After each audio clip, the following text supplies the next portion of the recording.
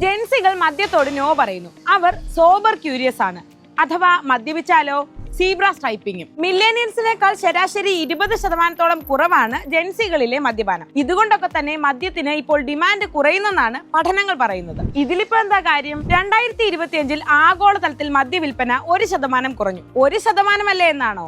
കാലങ്ങളായി വളർന്നുകൊണ്ടിരിക്കുന്ന alcohol industry താഴേക്ക് പോകുന്നതിനെ ലോകം ആശങ്കയോടെയാണ് കാണുന്നത്.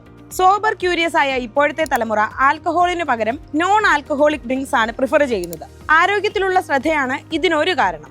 കണക്കുകൾ അനുസരിച്ച് നോൺ ആൽക്കഹോളിക് ബിയർ ലോകത്തിലെ 2ാമത്തെ വലിയ ബിയർ കാറ്റഗറിയായി വളരുകയാണ്. ആ കാറ്റഗറിയിലും ജെൻസിക്ക് ധാരാളം ഓപ്ഷനുകളുണ്ട്. ആഘോഷങ്ങളുടെയും സോഷ്യലൈസിംഗിന്റെയും ഭാഗമായിരുന്നു മദ്യം പണ്ടൊക്കെ. പക്ഷേ ഇപ്പോഴതിന് മാറ്റമുണ്ട്. കുടിച്ചു മറിയുന്നതും പിറ്റേന്നുള്ള ഹാങ് ഓവർ ഹാൻഡിൽ ചെയ്യാൻ പാടാണെന്നുള്ള ബോധ്യവും ഇപ്പോഴുണ്ട്. ഗ്യാതറിങ്ങുകളും ഇപ്പോൾ നന്നേ കുറവാണ്. പഠനങ്ങൾ അനുസരിച്ച് 2003 ഒരു മാസത്തിൽ ശരാശരി 30 മണിക്കൂറാണ് ആളുകൾ ഫ്രണ്ട്സിനൊപ്പം ചെലവഴിച്ചിരുന്നത്.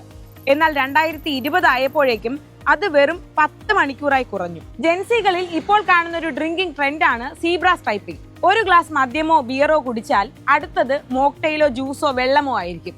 പിന്നീട് വീണ്ടും അടുത്തത് ബിയറോ മദ്യമോ കുടിക്കും. മണി മാറ്റേഴ്സ് ആണ് മറ്റൊരു കാരണം.